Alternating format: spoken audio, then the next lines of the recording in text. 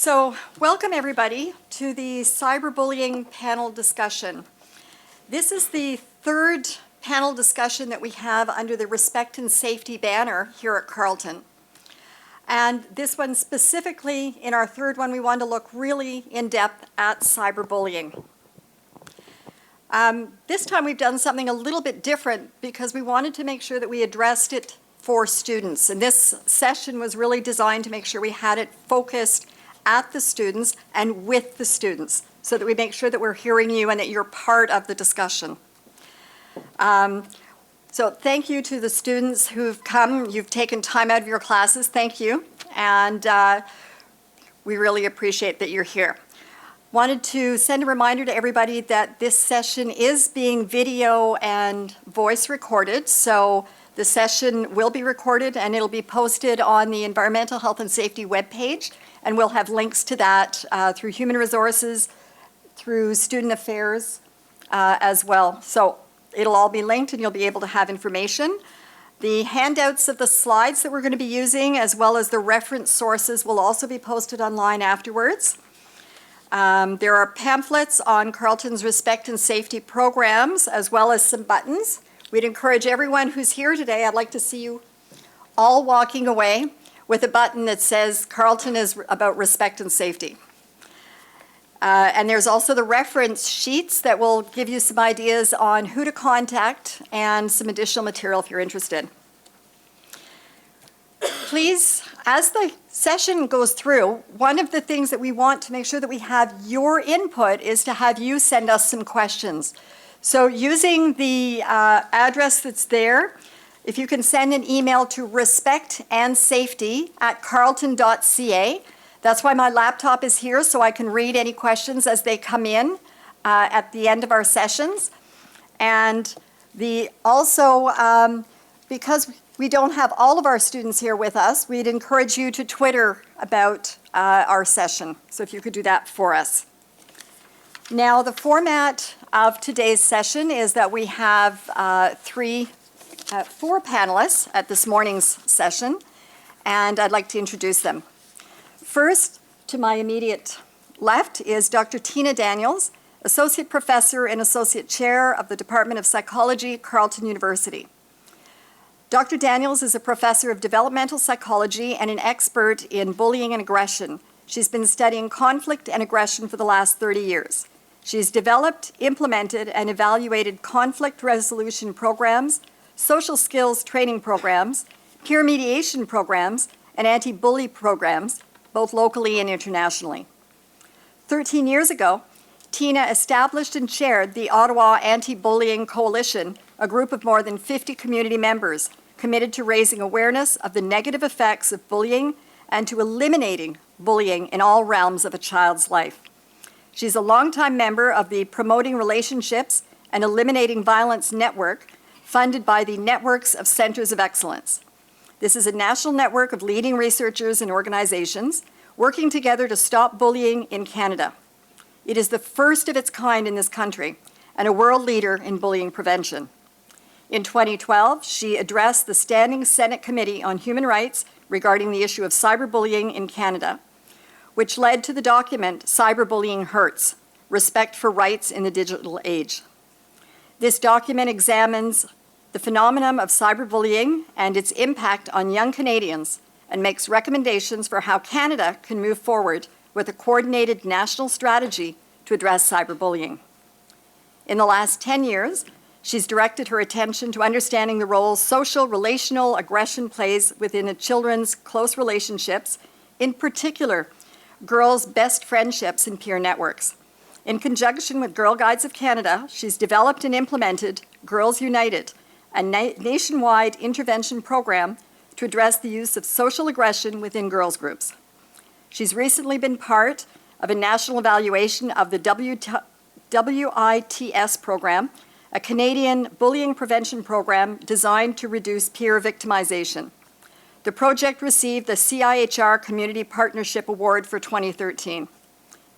Currently, she is focused on the task of changing our social milieu by building skills that are incompatible with bullying, that will modify students' behavior and that will empower victims of bullying, both face-to-face and online, to report problems that will build a social climate that is unaccepting of such behavior. So thank you, and that's Dr. Tina Daniels. Our next panelist is Jen Sugar, Director of Student Affairs with the Office of Student Affairs at Carleton University. Jen has worked at Carleton since 1996 and served in a variety of positions in that time. Currently, Director of Student Affairs, her job touches on the student experience in a variety of ways. She provides leadership and direction to the Manager of Student Care and Support, International Student Services Office, and the Student Experience Office to support the myriad of programs and initiatives that they offer students. Through the Office of Student Affairs, Jen is also responsible for working with student leaders and with administering various campus policies, such as the Students' Rights and Responsibility Policy, the Alcohol Policy, and the new Sexual Violence Policy. Thank you, Jen, for agreeing. Next is Robert Monti, in-house counsel and Director of Labor and Employee Relations and Compliance with the Department of Human Resources. Robert has practiced employment and labor law in the Ottawa area since his call to the bar in 1993. Most recently at one of Ottawa's most prominent employment law firms, Nelligan O'Brien Payne, where he was a partner and practice group leader of the Employment Practice Group. Robert has handled a wide variety of litigation matters before the courts and arbitration boards. These include the Ontario Superior Court of Justice, the Ontario Divisional Court and the Court of Appeal, the Ontario Labour Relations Board, and the Canada Industrial Relations Board. Robert is a frequent speaker, writer, and lecturer on employment and labour issues, and taught the employment law course at the University of Ottawa Faculty of Law from 2006 to 2011. Robert is a graduate of Carleton University in 1988, with a Bachelor of Journalism, combined honors with law. He credits this with improving the necessary foundation to enable him to build a successful practice in the fields of employment and labor law. And last but not least, the very end of the table, is Jacques Charon, who's Manager of Workplace Relations and Case Management with the Department of Human Resources at Carleton. As the Manager, Workplace Relations and Case Management, Jacques is responsible for facilitation and mediation and engaging in workplace solutions that meet the requirements of the university's policy on the prevention and resolution of harassment and violence. Jacques is also responsible for providing consultation, advice, guidance, and coaching on a wide range of complex issues, including workplace conflicts, attendance management, return to work, medical accommodations, sick leave, long-term disability, and WSIB. And my name is Nancy Decellier. I'm the Director of Environmental Health and Safety. And here at Carleton, Environmental Health and Safety is the one that manages manages in conjunction with Human Resources, Department of University Safety, Equity Services, and a myriad of other groups, including student services, to make sure that we have programs that are strong, robust, and that meet our needs here at Carleton, both for faculty and for students. So without further ado, what I'd like to do, thank you, and let's welcome our panelists. And what we're going to do in the order that everyone is sitting is how we've set the presentation up. And you're going to notice that we've given an awful lot of the priority to Dr. Daniels, given her expertise in the field, and making sure that this becomes a learning opportunity for everybody as well as a discussion. So thank you. Thank you for coming today. I'm glad to see you here and pleased to talk with you about cyberbullying in the workplace. A little bit different talk for me. Usually I'm talking to children and parents, and I'm out in the schools more than talking about workplace bullying, but we have done some research in my lab in that area, and I'm glad to talk about it today. I want to start by just talking about, what is bullying in general before we move to cyberbullying. And the general recognized definition for bullying highlights three things: the intent to cause harm, where the behavior is repeated, persistent, and continuous over time. So that is identified as an important aspect of bullying. It's not just one act that occurs, but that it occurs repeatedly over time. where there is a perceived power imbalance, where there's a perception that one individual holds more power and control than the person that's being targeted, and where the person who's targeted feels inferior, whether or not that imbalance actually exists. So I'm quite careful in my language when I'm talking today. You'll find that I will try very hard not to say the bully and the victim. In the field of bullying research, there's been a big move away from those terms because they're very attributional. It makes them all about that's all a person is. They're a bully or they're a victim. And really, there are individuals, and certainly when I work with children, I see lots of kids who try on some bullying behaviors, and how the environment responds to that really determines whether they continue to use those behaviors or not. And so I'll try and speak about people who use or engage in bullying behaviors, who perpetrate behaviors, and those who are the targets of bullying behavior. So one of the things about bullying is that it can occur anywhere. It can occur at school, it can occur at home.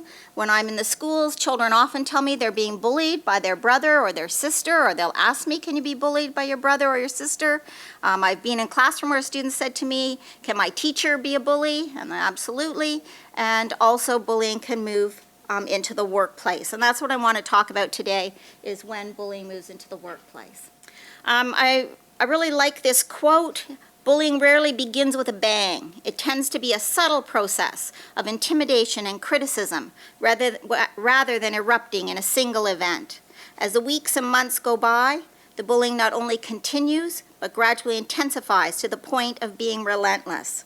And this is a really important thing for us to realize about bullying. A lot of times people don't realize they're being bullied until it's been going on for quite some time, because it starts out as small, insidious acts, and a lot of time the person being targeted is thinking, you know, is this really happening? Am I interpreting it wrong? Maybe it's not really happening. And so what happens is often by the time experts or people who can really help get called in, things have become a very big mess and a lot of difficulty in trying to resolve things. So one of the things I want you to keep in mind is to start thinking about and watching for those small insidious acts that can escalate into problematic behavior over time. I remember being at a high school once where a grade 12 girl said to me, well, you know, the kids are throwing little spitballs at me all the time, and I can't tell the principal I'm being bullied by people throwing pieces of paper at me. He'd think I was a wuss. And the principal got up and said, well, you know, if someone told me that someone had been throwing bits of paper at them every day for the last 23 days, I would know there was a problem. Okay, so that's one of the things we need to think about bullying, because a lot of times we see in the media and in the press these really large, horrific kinds of acts, and that's a long way down the road, and the further down the road you get, the more difficult it is to intervene. So we want to start looking at things early in the process so that we can be effective in So why do people bully? There's been a lot of discussion about that and a lot of research. We spent probably 30 years trying to identify why people bully and why people are targeted with bullying behaviors. And it really comes down to three things. Bullying is about power, control, and status. Individuals who target other people with bullying behaviors do so in order to feel more powerful, to feel in more control, and to have more status. Interestingly, part of human nature is that a lot of times bullies get a lot of positive regard. So individuals who engage in bullying behavior very rarely get negative messages. Not many people go, hey, that's bullying, it's not okay. I don't agree with that kind of behavior. Very, very few people speak up if you see something on the internet. I think people are kind of like the silent witnesses. They prefer not to say something. But certainly research has shown in children, and it's the same process in adults, that when the peer group changes that normative belief, when the peer group starts saying, hey, we don't accept bullying here, it's not okay, when they don't provide positive regard for the individual who's engaging the behaviors, those behaviors decline rapidly because there's no reward for those behaviors anymore. So when we move into workplace bullying, you know, what does it look like? Well, it's behaviors that humiliate or intimidate.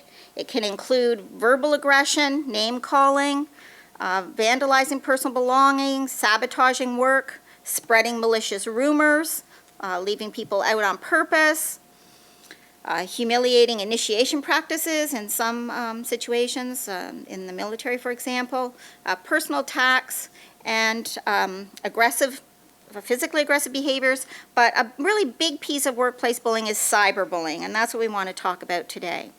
And workplace bullying can come from any place. It can come from coworkers, from supervisors, from employers, from students. Cyberbullying in the workplace has been described in the literature as the silent epidemic. And I had a master's student in 2011 who interviewed about 600 first and second year Carleton University students. Their average age was 20 years old. And we just asked them about their experiences with workplace bullying in the last 2 years. So these are statistics from Carleton University students a few years ago. 38% of those students reported having witnessed workplace bullying in the last 2 years. And 23% said that not only had they witnessed it, but they had also been a target of workplace bullying. And 3% identified as having been only a target of workplace bullying, not having witnessed it. This is higher than reports for older individuals, and that probably reflects the fact that these individuals are young and inexperienced in the workplace, and so you have that power differential. That's one of the first characteristics that identifies bullying behavior. What it says to me is that schoolyard bullies grow up, and if nobody has engaged in any help for those individuals in terms of education and helping them to understand the impact of their behavior, they will continue to engage in those behaviors into adulthood and carry those behaviors into the workplace. Bullying behaviors also get carried into the home. One of the things we know is that children who bully in grade 4 are significantly more likely to be involved in sexual harassment and dating violence in their first dating relationship when they're 14 years old. It's a very strong developmental trajectory from childhood into adulthood, and therefore the behaviors are carried into the workplace. So for many people, these are behaviors that have been working for them for a long time, and behaviors that have allowed them to feel powerful and in control. So for those individuals, there's a lot of intervention that's needed to get them to stop using those kind of behaviors. So now, cyberbullying. What is cyberbullying? If I talk about it, and how is it, or is it different from just regular bullying? If I ask the people here, how many people think that cyberbullying is different from face-to-face or traditional bullying? Okay, my students are here. They're going, yeah, it's different. That's good, thanks. So it's a bit of a trick question because it is different in some ways and not in others. So cyberbullying is defined as the willful and repeated harm on or through the use of electronic devices.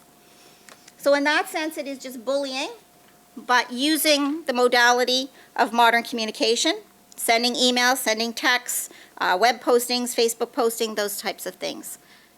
Much of cyberbullying is what I would call social or relationship bullying, although sometimes through cyberbullying there are physical threats, but a lot of it are social threats, threats that are intended to cause harm to your social status, your position in the peer group, your relationships with other people. And so in that sense, those are the kind of behaviors that I study often in face-to-face interactions, and they're just the very same behaviors but carried over into the cyber world. Cyberbullying is very common in the workplace. It is as common as conventional or face-to-face bullying. And it can involve a wide variety of behaviors.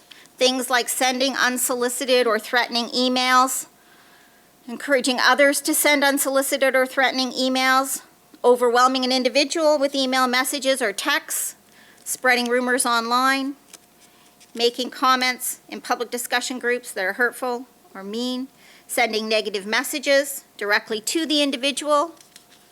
But a lot of what we see is kind of what I call covert or hidden kind of cyberbullying, where the messages are sent to other people or are sent out into the internet. Harassing an individual, leaving messages on a website, sending individuals material that's knowingly offensive, creating a web page or writing an entry on a blog that depicts individuals in a negative way. So we've had a number of high-profile cyberbullying incidents in Canada involving young people. We had Amanda Todds in British Columbia, and Rita Parsons in Nova Scotia, and then also a couple of high-profile cases from the U.S., Tyler Clementes, and then Megan Myers, and I don't know if you remember Megan Myers, but she was the victim of an adult woman who set up a MySpace account that was with a profile of a teenage boy, and Megan developed a relationship with what she thought was a teenage boy who turned out to not be. These are really extreme examples of cyberbullying, and these are the things that we see in the media, and they may kind of characterize what you think about when you think about cyberbullying. But this is at the very end of that long, insidious process that I told you started out with really small things. If you look back at each of these cases, and there, you can read about them online, they started out with sometimes a really thoughtless act, as something that did not really the person did not think would be escalating into something so serious. Amanda Todds sent a revealing photograph to some stranger after being encouraged to do so. Then it escalated. So I don't want you to think that certainly this is where cyberbullying can get to. These individuals all committed suicide, and that's really what we want to be preventing. But it can start out in a much more common, kind of ordinary kind of way. So, for example, here's an example from a student. She called me a spoiled little rich bitch and mocked my bulimia in public messages to others on Facebook. She messaged me multiple times telling me my boyfriend was cheating on me, that I was nothing more than a bitch or a loser. So that's the type of thing that you might hear more commonly about people. Often you'll see cyberbullying escalating around, certainly in teenagers, and I think that also in young adults, around relationships and trying to alienate people from a particular group, or to or perceive slights around relationships. Someone may perceive that they had an interest in a particular person and that someone overstepped their bounds, and that can start the messages flying. So in many ways, to me, and this has been debated in the literature extensively, cyberbullying is not distinctly different from face-to-face bullying in many ways. It's the same behaviors, the same intent, the same underlying motivations, the same rewards, that power, status, and control. It meets the same three definitions: the intent to cause harm, it occurs repeatedly over time, where there is a power differential. It's still about power and control and status. That being said, however, it does differ in several ways. For one thing, there's the 24/7 access that the internet has. It comes into your home. How many people here turn their phones off at night when they go to bed? No one? I don't turn mine off either. Against all the recommendations that we should all turn our phones off, because it's very bad for us to have our phones even in our room, for the ambient light, as well as the fact that you're never turned off. How many people here answer texts in the middle of the night? Okay, that's not good for you either. So there is that 24/7 access. So once things are out there, you're always accessible. There is no safe haven for escape, and that's certainly what we see in some of the really serious incidences that have really escalated. There's no way to pull back material once it's out into the internet. So a comment, a photo, it remains out there. And so the likelihood of being re-victimized over and over and over again is very high. That was certainly the case with Amanda Todds and with Rita Parsons. And there are many more bystanders. Okay, in a regular incidence of bullying, there are whoever are present in the room at the time the incidents occurred. When it's on the internet and you can push reply all or send it on to whoever you want, the number of bystanders becomes innumerable. There's something called, there's the perception of anonymity, and I always say it's the perception. In fact, many people feel that they can set up a false account and send mean and nasty messages, and nobody's going to know who they are, and therefore They report that they would be significantly more hurtful and harmful on the internet than they would be face-to-face, because there's that perception that nobody knows who you are. In actuality, it's easier to document cyberbullying than it is face-to-face bullying, because in face-to-face bullying, it's he said, she said. In cyberbullying, you should always download and keep the messages, and they can almost always be retrieved. The RCMP are quite good at retrieving cyberbullying messages. There's something called the chilly internet effect, which Wallace in 2001 identified. He suggested that the internet removes social cues. So we don't see people's face, we don't see their expression if we say something horrific to them, and therefore we feel more free, and our behavior is less inhibited on the internet. There's also that lack of nonverbal information, and that goes both ways. You know, you get an email and you're like, is she mad at me or not? I can't really tell. I'm the queen of emojis because I'm always trying to put an emotional context onto my emails. And so I have great debates with my daughter. Is this the happiest face or is this a less happy face? And I wish they had descriptions under the emoji so I could be sure I got the right one. So as a social developmental psychologist who studies social emotional learning, I find it very hard to send emails with the proper, and I'm very sarcastic in person, and I had to stop being sarcastic on email because there's no emoji for sarcasm, and it just doesn't, it gets lost. It comes off as negative and cranky. Other people have argued there's an absence of authority cues on the internet. It's like a free-for-all because there's nobody monitoring. And there's also some suggestion that cyberbullying is a little bit different in face-to-face bullying, because in face-to-face bullying, there is that power differential, but it's that the person using the bullying behaviors has more power, and people are arguing that on cyberbullying, it's not that the person perpetrating has more power, it's that the person targeted has less power. So that's kind of like a subtle kind of distinction. But I think it's kind of important as victims or individuals who are targeted on cyberbullying may feel very powerless, that they have nothing to do and they don't know where to go. And it may be less clear for them on what to do than if it's actual, someone does something face-to-face, and certainly it's very clear if someone does something physical. If you get hit or punched or kicked, you've clearly crossed the legal lines, and it's quite clear about how to act and what you should do.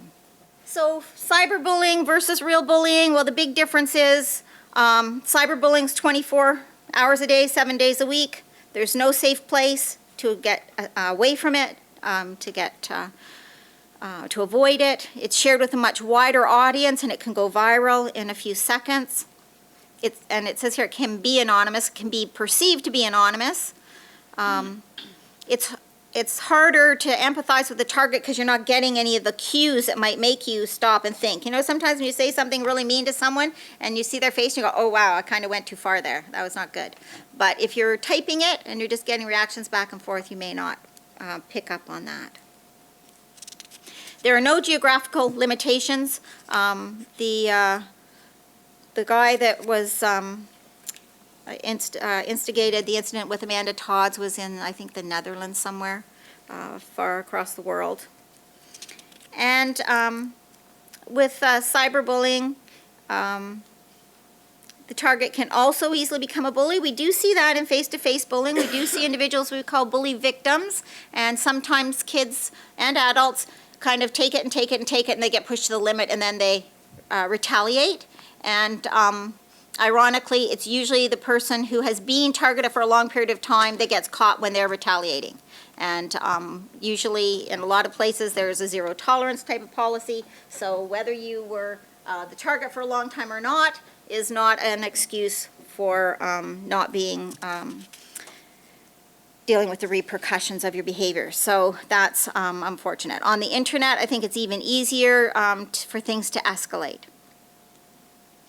So I really was trying to search the literature and see what there is about bullying and cyberbullying amongst university students, because that's a population that's really not been studied a lot. Certainly even workplace cyberbullying is about, I'd say, kindly 5 and maybe even 10 years behind the literature and the research in bullying in schools, for example. So, but there is a book by Helen Cowie, who's well known in the field of bullying, that was just published in 2015. It's out of stock right now, so I couldn't get a copy of it, but it's entitled Bullying Among University Students. And she has some interesting data in there. I also want to present this data because this data is from Simon Fraser University in 2014. They interviewed 1,800 students, university students, from 4 universities in Canada.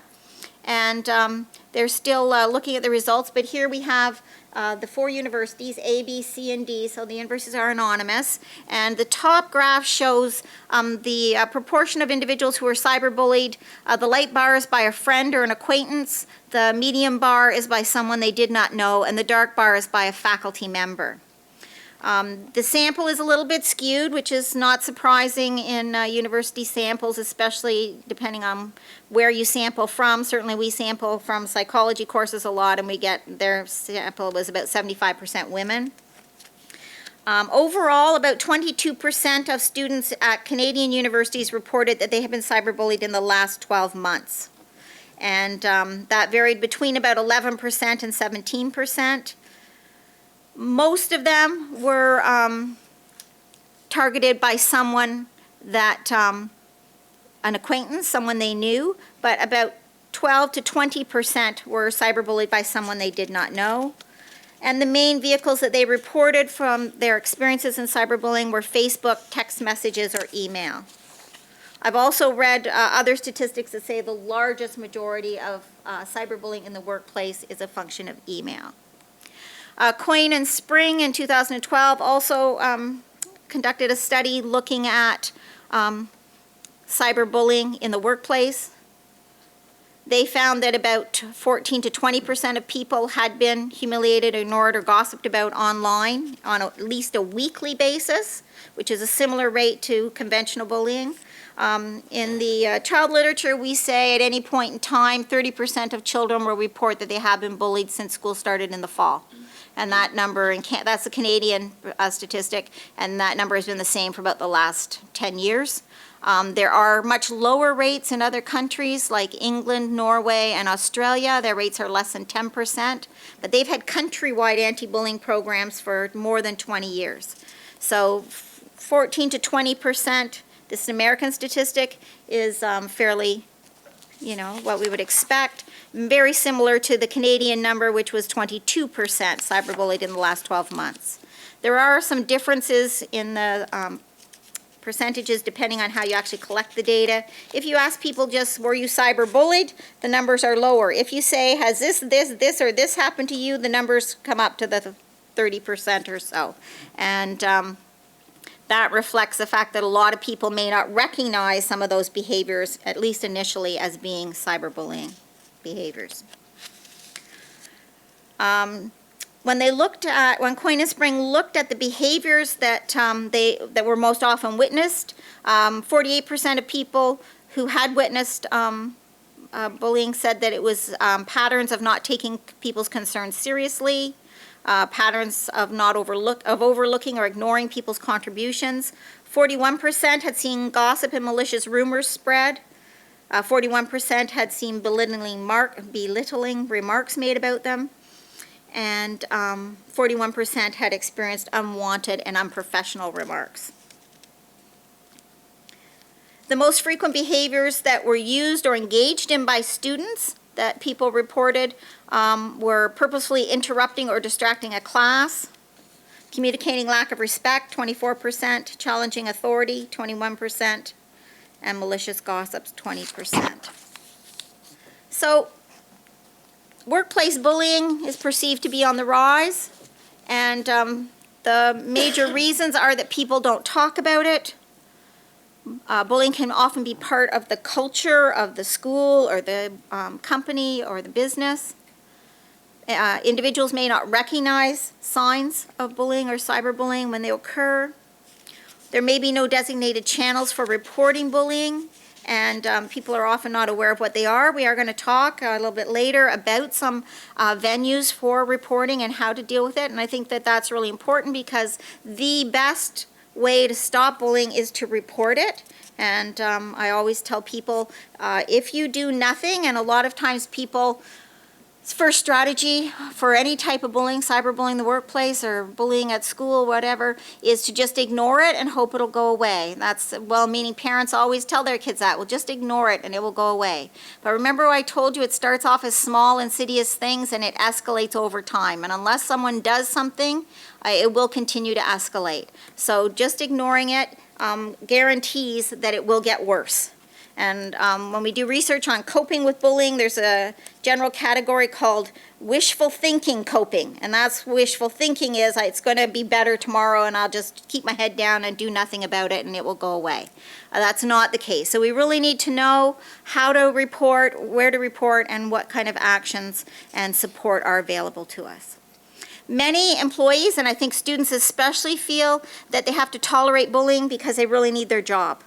And that is a difficult situation to be in, and it's certainly important that workplaces do identify and have in place process to address bullying. Cyberbullying is more hidden in the workplace, and it impacts on individuals more severely than in the workplace, when in the workplace, than conventional. As I said, a lot of cyberbullying is that very covert, hidden kind of bullying behavior that can be very hurtful, but is very hidden.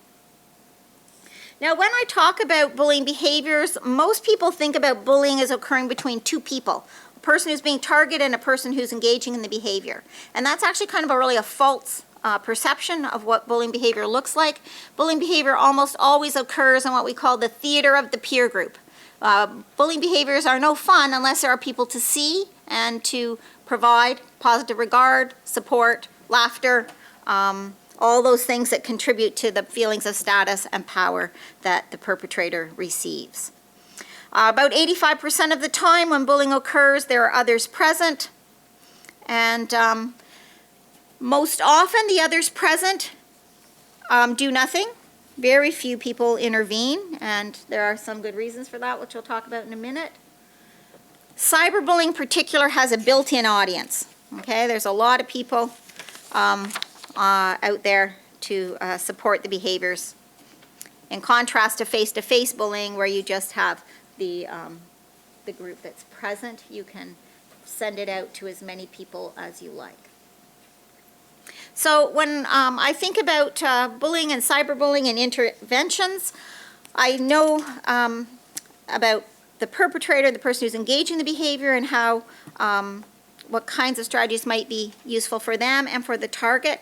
But my focus and the focus in the field, certainly of bullying at the current point in time, is on those what are referred to as the silent witnesses or the bystanders, the people who seemingly only stand and watch. And I remember being in a high school once where a young woman said to me, well, hey lady, no offense to you, but why should I care? It's not happening to me.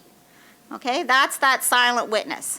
That is problematic for a variety of reasons. But not saying and not doing anything is hugely problematic because it leaves the target to manage on their own, and it also expresses an unintentional tolerance of aggression and bullying. It also leads to something in my field that we call moral disengagement, which is where you just become more habituated to and more accepting of being in hurtful behaviors. You're around them, you do nothing, you may start to feel guilty, I didn't really do anything, and so then you want to frame that in your own mind so that you don't feel like you're a bad person. So then you go to, well, maybe the person was deserving of it. And so bystanders, adult bystanders in the workplace do nothing for the very same reasons that children tell me they do nothing. They don't know what to do or say. They are fearful that they'll make it worse. They don't want to be targeted next. They don't want to be called a snitch or a rat or whatever the term might be. And they don't want to be the next target. Christina Samavelli, one of the leading researchers in the field of bullying in Finland, says that bystanders are trapped in a social dilemma. They understand that bullying is wrong, and they might even wish they could do something to stop it.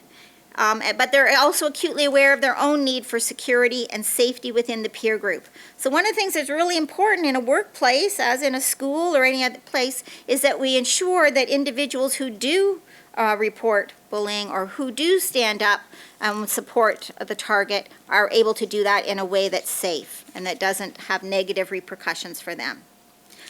Whenever I work with kids, I always say the very first thing is you have to keep yourself safe, and it's exactly the same thing as young adults, is you definitely, it's important to speak out, but it's also important that you keep yourself safe. So unfortunately, by not acting, bystanders reinforce bullying behavior and also threaten the victim's need to belong to the peer group.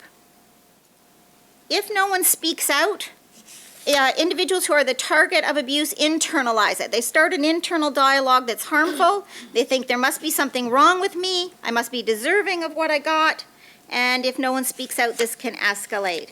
And I know I often say, when I started the Anti-Bullying Coalition and I had to look up how long ago it was, that was 13 years ago, nobody was really talking about bullying. Certainly people were not trying to stop bullying anywhere. And I met a lot of people who had been really seriously harmed by bullying. So seriously harmed that they didn't have jobs, they didn't have relationships, they didn't really function very well as adults, but they all had one common interest. They really wanted to do something to make a difference so it didn't happen to other people. And so often they came out to the coalition, and when we were holding events, they wanted to talk to youth about their experiences. And I always say, I talk to many, many people whose lives have really been destroyed by bullying, and no one once ever said to me, I wish that the bully had been punished more. But every single person said to me, I wish someone had said what was happening to me was not okay. Because nobody said anything, I thought, they must be right, I must be doing something to deserve this. And that's not the case. Individuals who are the targets of bullying have done nothing to deserve being bullied, and it's important that they get that message. Christina Samavelli that I was talking about a minute ago, she's done a really interesting study in elementary schools that shows that what determines how much bullying behavior occurs is not the characteristics of the individuals. So not those people who perpetrate bullying. It has to do with the norms of the group. If the norms of the group are unaccepting of bullying, then there will be significantly less bullying.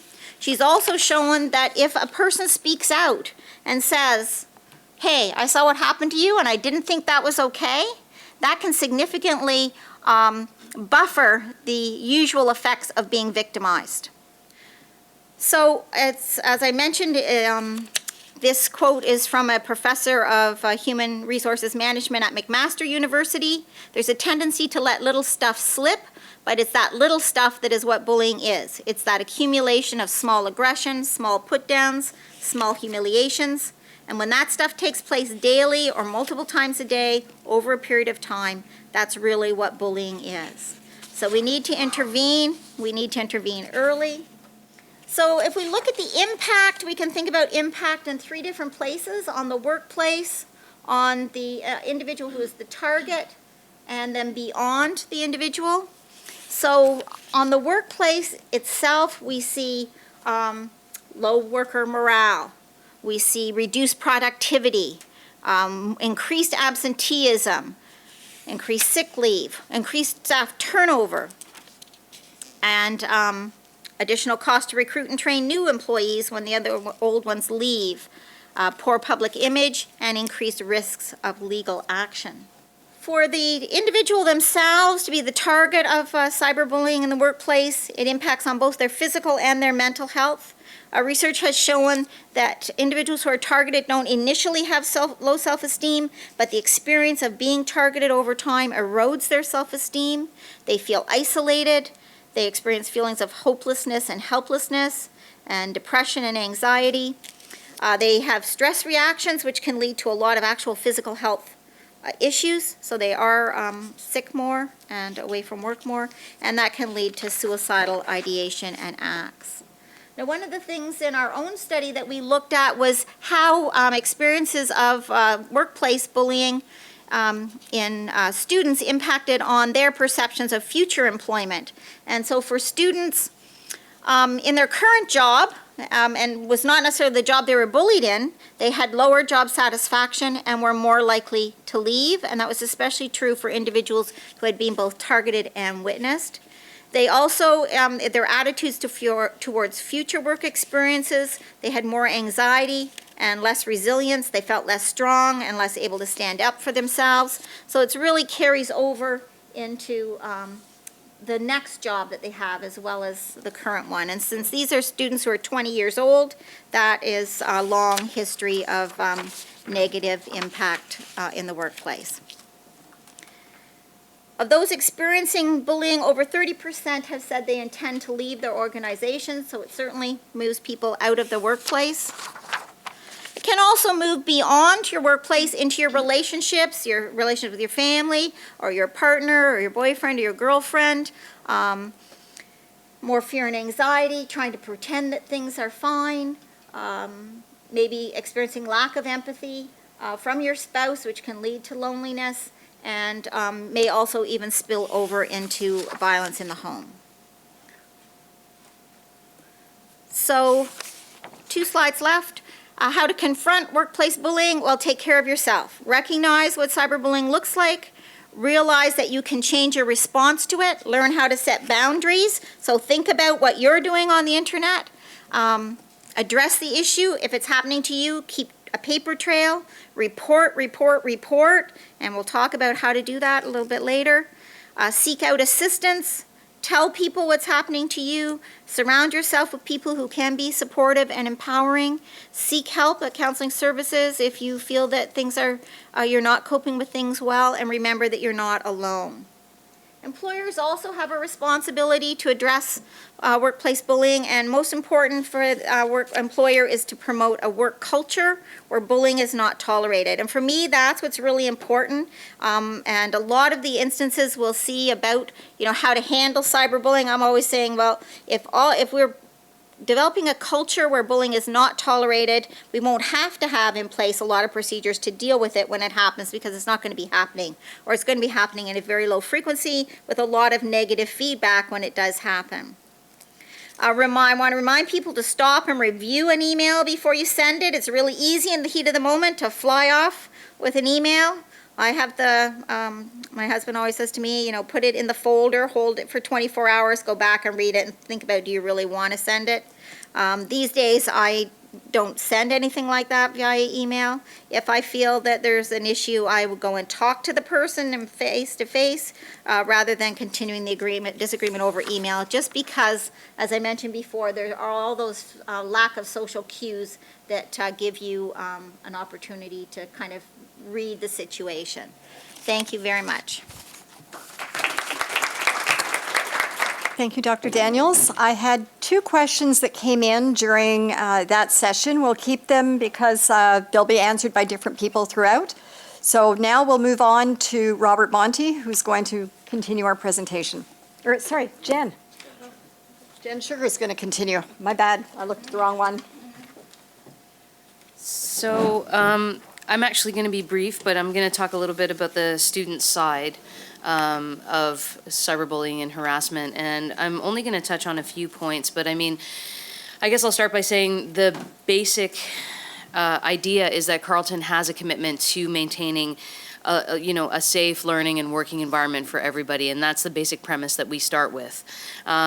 For us, the Student Rights and Responsibilities Policy forms the basis of what we use, the document that we use in order to deal with harassment. So for us, cyberbullying is considered harassment under the Student Rights and Responsibilities Policy, and we use the Student Rights and Responsibilities Policy to sort of adjudicate cases where there's harassment and bullying. So for us, the sanctions vary, but what we try to do is we actually try to use sort of a 3-pronged approach. Whenever we're dealing with a case like this, we try to do three things. We try to make sure that the person who's come to us to say that they're being bullied or cyberbullying is getting support, and that can take a variety of different forms. We want to make sure that they have someone to support them, someone to talk to, so that they can feel like they're not alone. And Dr. Daniels talked about that, the importance of having that. So that's one thing that we try to do. The second thing that we try to do is to deal with the actual issue. So to bring in the person who's sending emails or texts or putting posts on Twitter or Facebook or whatever, and talk to them about the situation. And I'll be honest with you, in a lot of cases, it doesn't take that many conversations to point out to people that their behavior is inappropriate and that there's consequences to behavior like that. So that's something that we can do. And then the student rights and responsibilities policy sort of comes in regard to putting sanctions in place for things that have happened. So saying to people, because you've done this, this is the sanction that we're imposing on you. And what we have is sort of a graduated series of sanctions that we can put in place to change behavior and to encourage people to not engage in behaviors like this. We can do, everything from, having people write an apology, having people take down Facebook posts, having people talk to the person and say that they're sorry, all the way through to a behavioral contract which changes what they can do, where they can go on campus, and all the way to us asking them to leave campus. So we have a lot of things at our disposal in terms of dealing with behavior like that. But one of the things that we also try to do, and this is sort of the third prong, is to change culture so that behavior like this is not acceptable, and so that people who are witnessing behavior like this are turning around and saying to people, yeah, that's not okay. It's not okay for you to put stuff like that on Facebook. It's not okay for you to send emails like that, so that there isn't that positive reinforcement. It's harder to do that in the university community because we're 30,000 people in the university community. It's a little bit easier in smaller settings like residence, and within other smaller settings like clubs and societies or other small groups where we can talk to people and we can try to change behavior and we can try to impress upon people that things like this are really not on and they're not part of Carleton's culture. So those are sort of the things that we do in regard to the student side of things. For us, we try to take everything contextually. We don't simply approach a situation and try to figure out, okay, who can we punish and how hard can a sanction be and what can we do to punish the person who's done this. We try to have a lot of conversations with people. We try to understand what is the reasoning, what is the background, what is the context behind what has happened, and we try to come to a resolution that works for both the person who's been the recipient of bullying emails or Facebook posts or negative harassment or anything like that, and that also works for the person who's done it. Because if we can talk to them and we can get to the root of what it is that sort of prompted this behavior, whether it's a feeling of powerlessness or whether it's a feeling of frustration or whether it's abuse that they're experiencing in their own right, then we can also work with them and get them support for anything that they happen to be going through as well. So that's sort of just a bit of an overview of what we do from the student side. Thank you. We'll move to Robert Monty. So actually, by way of introduction, the two folks, one on each side of me, if things work as they should and if we follow the best recommendations of Tina, then things won't escalate to the legal realm. But I'm here to talk about some of the situations to give you a little bit more context of what cyberbullying looks like in terms of how it's being dealt with in the case law and employer basically responses to situations of cyberbullying when they're faced with it.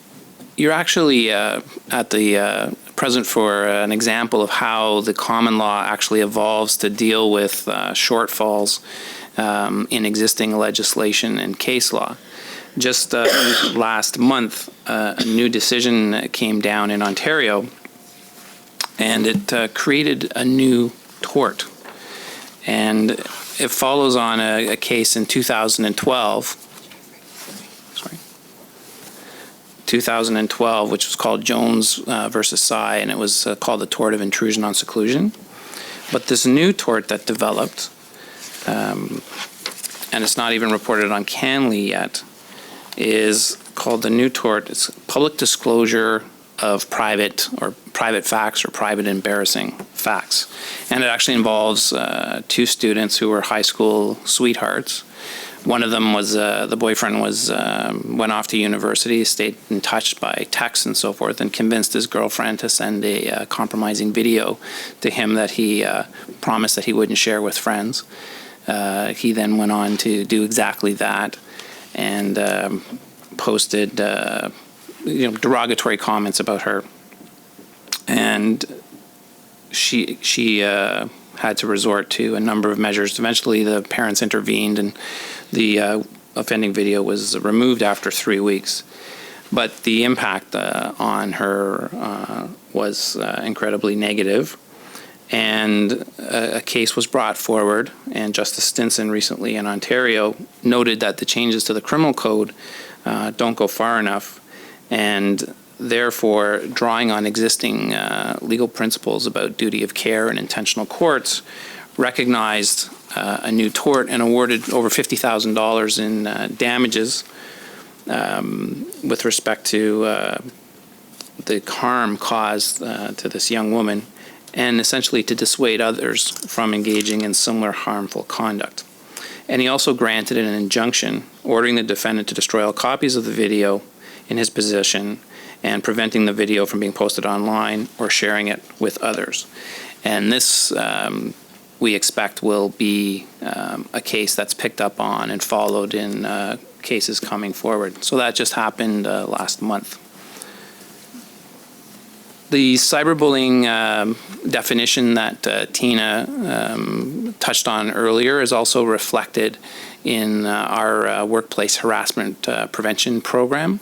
And although it's called the Workplace Harassment Prevention Program, if you look at it, you'll see that the application of that policy and program applies to staff, students, and visitors. So it's all-encompassing.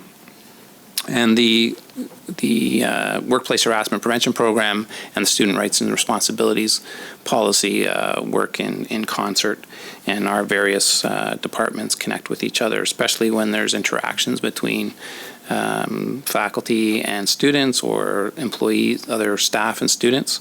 So there's a need for the various departments in the university to coordinate with each other. And in fact, there's not enough room at the up here to involve everyone who's actually involved in addressing these issues. But we also have representatives here today from our privacy office. We have our director of equity. We have the Department of Safety. So it's an integrated and coordinated approach to dealing with these types of issues when they arise. So that policy, again, and Jacques will talk more about the preventative aspects under the policy, so I won't dwell too much on that. But essentially, the employer's obligation flows from the Occupational Health and Safety Act. And Nancy actually was instrumental in 2013 in revising and coordinating the implementation of that workplace harassment prevention program and policy. What's, again, similar to other policies that have university-wide impact, was developed with university-wide consultation. You'll see in that, and this, we can move to the obligation slide, Jenna. Tina, again, touched on the role of bystanders or witnesses. The policy, again, clearly addresses that witnesses have a key role to play in reporting incidents of harassment and sets out the employer's responses. And again, we have a number of departments that all work together to ensure basically the safety and respect. And when those things basically the fundamental dignity of an individual, when that's compromised, you have a number of resources to go to. And I'll just remind those of you that may not have heard at the beginning when you came in, and I think they're set out at the front. We have a resource checklist contact sheet that you can take away with you, so you can have a reference tool going forward.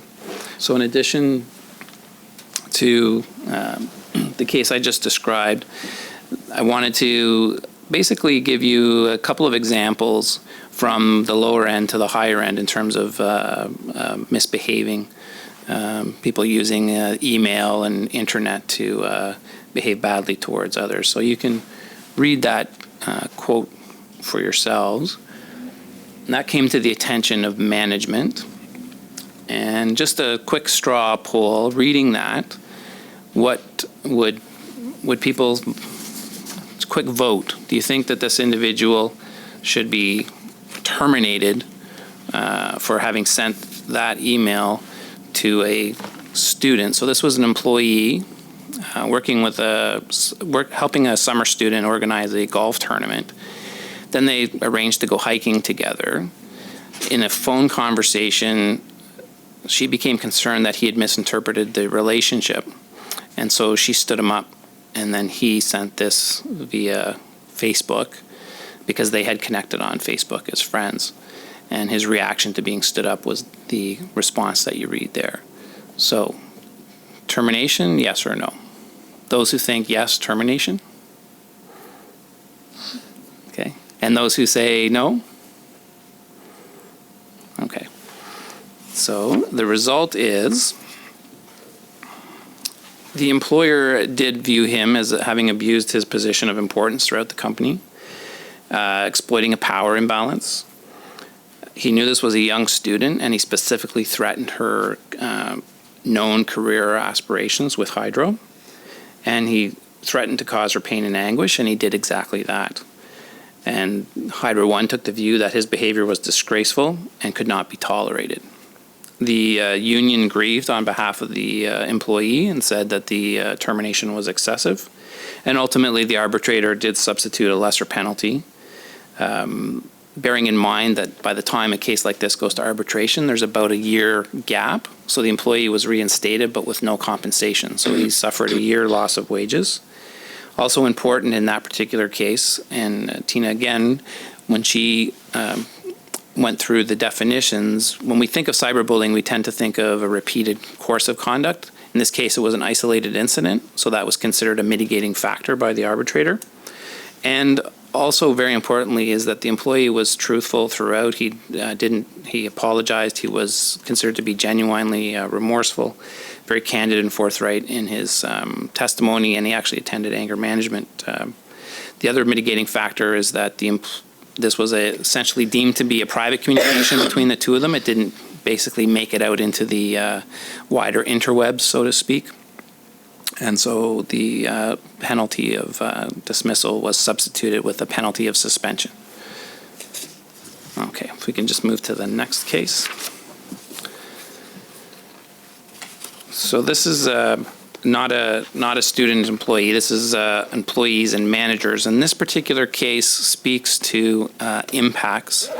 And Tina mentioned two cases that resulted in suicide due to cyberbullying. In this case, in 2012, you have a 31-year employee who set up a Facebook account with no privacy settings and then proceeded to report on, through her own lens, what was going on in her postal depot as between her and the supervisor.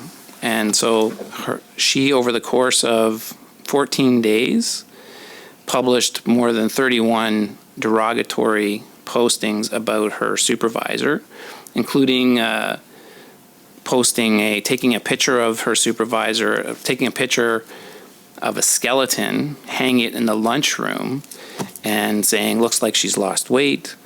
Other comments saying, for example, 3 nights of freedom from postal hell, die bitch die. I'm playing with the voodoo doll. If I wasn't drunk, I would take it to the driveway and run the bitch over. We surprised evil by showing up for work. She thought we weren't going to show up. Wrong again, bitch. You going to be the one missing permanently. I referred to her using the C word. I won't repeat that. And interestingly, in all of this, she actually perceived herself to be the victim, stating in one post, "No supervisor today, so we're enjoying a break in the bullying. But the witching hour is 3. And then she actually suggested that she was going to go to the press. I'm talking to the press this afternoon. Keep an eye on the news. And when she was confronted, her reaction not being apologetic, she said, well, this was private with only me and my 50 friends. But the arbitrator found that that was a publication to the world. One of the supervisors who was the subject of these attacks was a 22-year employee with a perfect attendance record to that point. She ended up on sick leave under a doctor's care for 6 weeks. She required medical supervision, medical treatment, pharmacological intervention. And when she returned to work, she could no longer supervise other employees. She had to be put on special projects, basically non-people related projects for the corporation. One of her co-worker supervisors fared a little bit better and only needed 2 weeks of stress leave. So the salient point in the employer's termination letter reads, the intent of your postings were not only to serve as a threat to your team leaders, but also to promote hatred and defiance towards them. And in her hearing, arbitration hearing, again, the union grieved, seeking reinstatement. She blamed her supervisors for her posts and her alcohol. The union argued that, in fact, the behavior was a reaction to another bully in the workplace, saying that the supervisor was essentially a bully. And you gave examples to basically provide context for the employee's behavior. So this case, where you have that repeated behavior, a lack of remorse, and a justification for what's clearly promoting hatred, the arbitrator had no difficulty in upholding the employer's decision to terminate for cause, and so the employee was not reinstated in that case. Moving forward. So this last case, this is again Ottawa setting a precedent. This is a fellow by the name of Robert James Campbell. He worked in IT, and he was recently sentenced, and this is a precedent-setting case for this type of crime, and speaks to what was on the first slide, in fact, that defamatory libel can be criminal. Also stalking and harassment can be encompassed in cyberbullying. He was sentenced to 6 years in prison for engaging in what the Ottawa judge hearing his case described as an obsessive 13-year online campaign of fear. Jen talked about Twitter and some other social media sites. This individual used Tor and created separate identities.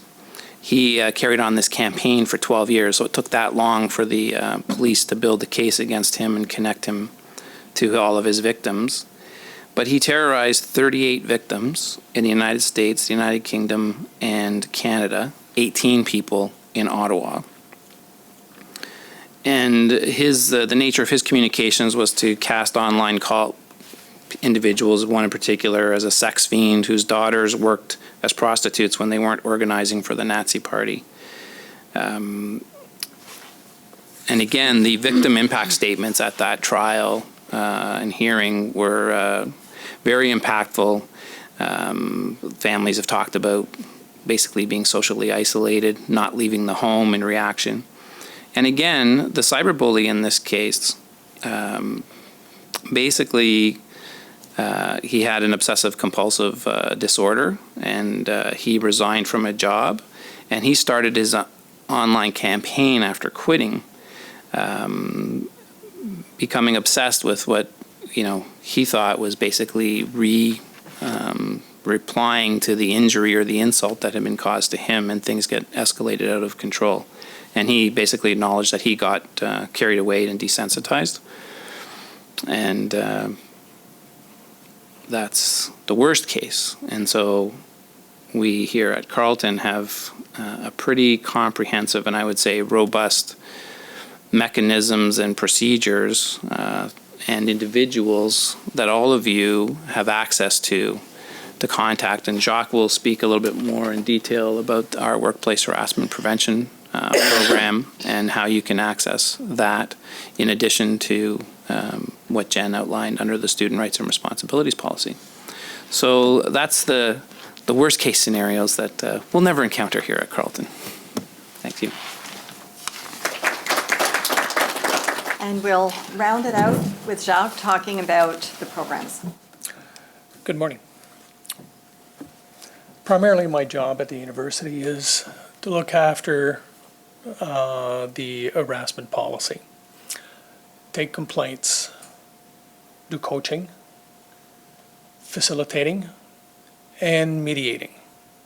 Now, like the other panelist indicated, we work in conjunction with other departments, university safety, equity, student affairs, human resources, and we try to figure out exactly what goes where and who's going to be involved in the various situations. Just before I go further, I just want to mention something. When you're a student, basically, you will be dealing mostly with student affairs and equity. You can also come to human resources. We'll direct you we'll put you in the right direction. But once you become a paid employee at the university, so if you have a job at, the Bencoin or wherever, the library or what have you, and something happens while you are working and you're being paid, then it does change your status. Your status then goes from a student to an employee. And human resources basically at that point would be one of the departments that would be looking after your complaint, and so is equity and university safety. So I just want you to understand that when you're being paid, there is a difference. Now, just to help you out, under the workplace harassment prevention program, there is an annex that you can refer to with regards to where you should be going with a complaint. This is to be used as a guide.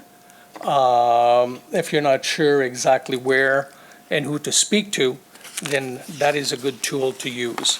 So you'll have, the various departments that you can contact. If it's under the Human Rights Code, it will be Equity Services. If it's under Bill 168, it will be HR Services, and Criminal Code, University Safety. So this is a good tool to use. Now, this looks very complicated, so I'm going to try to make it as simple as I can.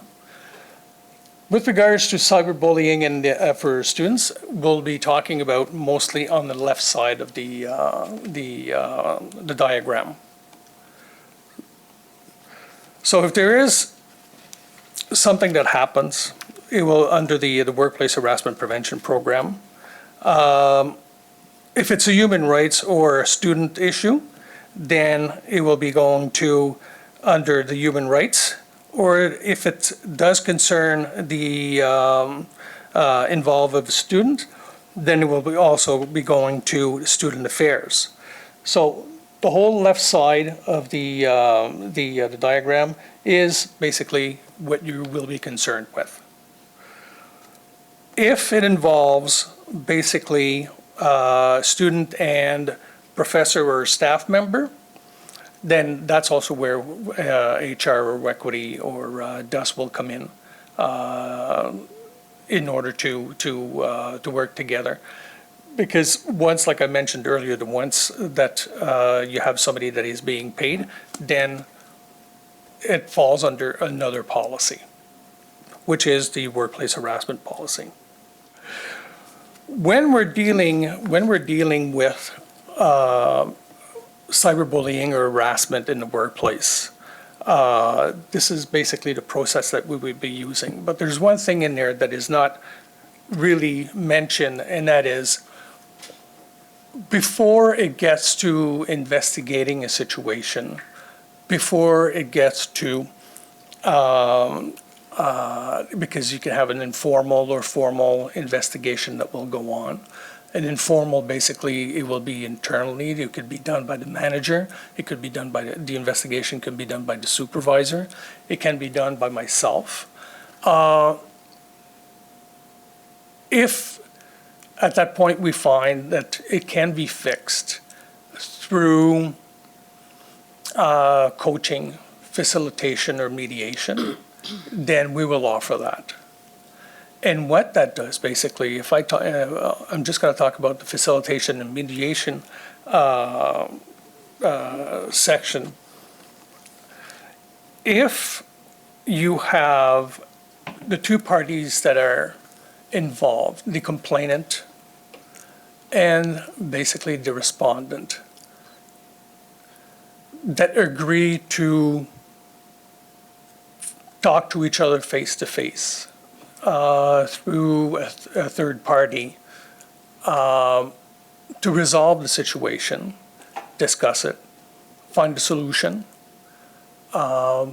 then that's the route that we will definitely push before we push for an investigation.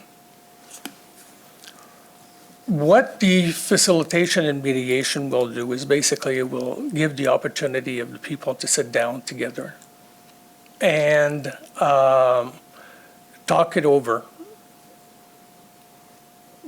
say to each other how they felt when it happened, how it hurt them, what they're looking for, the type of resolution that they're looking for. And so everything will be done in a amicable way with a facilitator. Once a solution has been found and agreed to, then basically the process will stop at that point. So we won't have to go through an investigation process, which can be very lengthy. If you're talking about an investigation that has to be done by a third party, because sometimes we have to go through a third party. We can't do the investigation internally. So that means that basically we have to hire somebody that will do the investigation, such as a lawyer.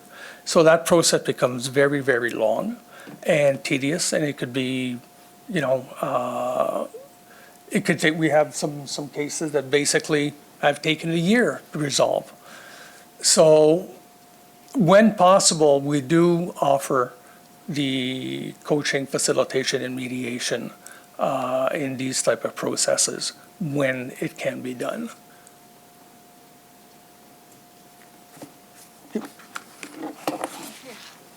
Thank you. So I had some questions that came in through the email. I'd like to read those out, and then our panelists can help. All right, so one of the questions is, I was wondering, is blackmailing the same as bullying? And would we be able to introduce books about blackmail and covert aggression? Panelists? I'll start and then we'll let the lawyer take over. Because blackmailing, like for money, is illegal. If we're talking about emotional blackmailing, which would be forcing someone to do something using threats or manipulating their feelings, I would go through my definition. Is there the intent to cause harm? Yes. Is there a power differential? Yes. So then the third piece of bullying is always, is it repeated over time? Although, as Robert pointed out, some cases, one particular act can be considered an act of bullying. So I would say in the situation where someone might be, and certainly you see that through cyberbullying, where someone is manipulating someone, trying to force them to do something that they don't want to do, that could definitely fall under the rubric of bullying. In terms of books about blackmailing and covert bullying, there's not really anything that I know of that would address those particular issues separately. Oh, you have a mic. You don't need this one. So I would say it can be both. It's has all of the three elements that Tina identified, and it's essentially someone exerting power over another to exact an illegal advantage, but it's also a situation where we would involve Department of Safety and look at involving the police for a possible police investigation. And the other questions that I have, when does disagreeing with someone on social media cross the line into cyberbullying? Want to switch it up, Tina? Sure, you go first. So that's a great question, because what are we in the university, right? This is an institution that's imbued with academic freedom, the search for truth. It's an intersection of a vast array of cultures, perspectives. It's a place where you come every week. You can see a protest of some kind, whether it's online or you walk into the Unicenter and people can be disagreeing quite vehemently in a town hall. And so when you're passionate about ideas, things can get very, very heated. But in my perspective, it crosses the line when you go from attacking an argument to attacking the proponent of the argument, and then you start personalizing it and engaging and disparaging an individual. Whether it's on an enumerated ground under the Human Rights Code, you make a sexist, offensive remark or place of origin, or you insult them in some personal way, then you're crossing the line, and it's no longer about the issue, and you personalize it, and you're seeking to marginalize and ostracize that individual, and subject them to demeaning, humiliating, and denigrating, like a loss of reputation in the community. Then you're crossing the line, in my view. Yeah, I would totally agree with what Robert said, and I read some interesting literature that said universities are particularly problematic because they are environments that are built upon, disagreeing, arguing, making your point, and I think that, Robert is absolutely right when he says when it moves from debating the issue to being the intent is to cause harm to the other person, then that's when it moves into the realm of bullying. And I've got one other one that came in, and this was, how can we fix the troll problem on social media? Jen? That's a tough question, because there's a few problems with trolls. There's a lot of problems with trolls, but one of the problems is that we don't know who they are. So, I was talking about that three-pronged approach where, we offer support to people, and then we also deal with the issue. It's very difficult to deal with the issue when we don't know who it is that's posting things on social media or on Twitter. But one of the things that we can do is continue to create a climate in which that type of thing is not acceptable, because regardless of whether bullying or harassing comments are happening in person or happening online, the person who's posting them is looking for the same thing. They're looking for validation. They're looking for, people to be supportive of that. And whether that support comes online or whether it comes in person, that's what they're looking for. And if everybody in a community, whether it's an online community or an in-person community, turns on that person who's posted that thing and says, oh, that's not okay. Like, you've gone way too far, then all of a sudden you're sort of sucking the oxygen out of that interaction. So, changing the environment is one of the only ways that I think you can deal with online trolls, short of getting off of Facebook. But A secondary point is we do have resources through our ITS services that can assist people if they're being trolled in terms of shutting down access.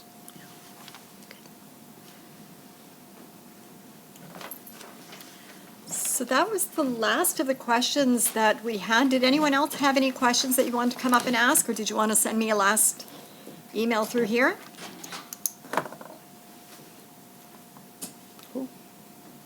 You can also, my email is public. You can find my email and send me any questions you have by email.